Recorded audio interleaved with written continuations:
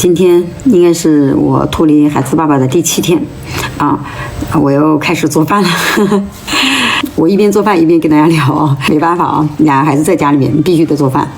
我有一个医生朋友告诉我的一个秘密，如果家里面有体质弱的人群，包括小孩，一定要做好保暖工作。什么原因才聊到这个呢？因为大家都知道，我在11月份左右的时候吧，我的胳膊严重损伤，发现特别严重啊！我花1000多块钱照了一个磁共振，发现有积液、囊肿、损伤、关节炎等等。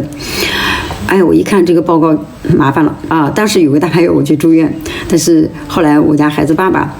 去找人。刚好很巧的一件事，就是我家孩子爸爸刚好认识一个人，这个人刚好是他同学也是专门骨科这方面的。他看到我的这个症状，他说是挺严重的，我当时说话都说不了一说话我都感觉这地方疼得要命。最后他说你这个没必要住院，他说你在家里慢慢休养，但是一定要做好保暖工作。如果你要不保暖，这个就难得好，你起码要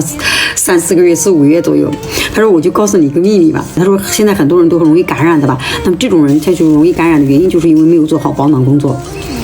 如果你要是有一些小小的症状你做好了保暖工作就没啥事。但是如果你没有就是吃一些生冷寒凉或者是吃一些比如说喝矿泉水等等，这些都算冷的食物你让它受凉了吹着冷风就开始感染了，那你就各种症状了。我跟他分享过包括我家大宝，你看我给他保暖措施做好了过后，你看背上给他贴这个天突泻给他贴，又给他喝点热乎乎的汤，你看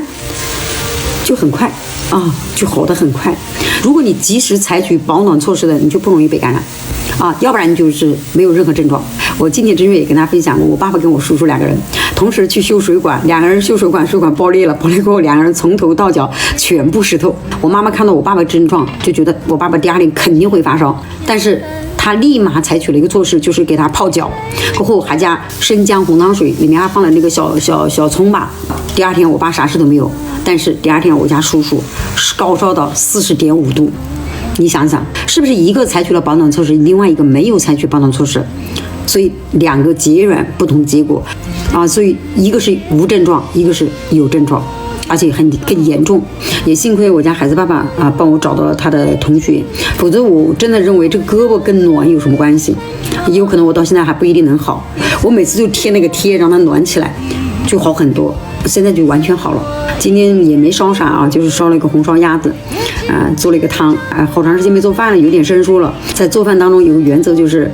我基本上不放生抽、老抽、鸡鲜、鸡精、味精、蚝油基本上就是放酱油或者是盐比较多油也放油盐酱醋嘛，主要就是油盐酱醋，其他的都不放。特别是一些酸特别高的人群，你可以尝试一下，你去断掉这些调味料，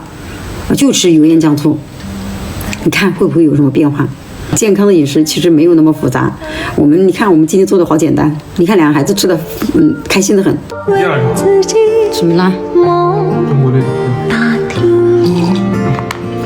这汤可好喝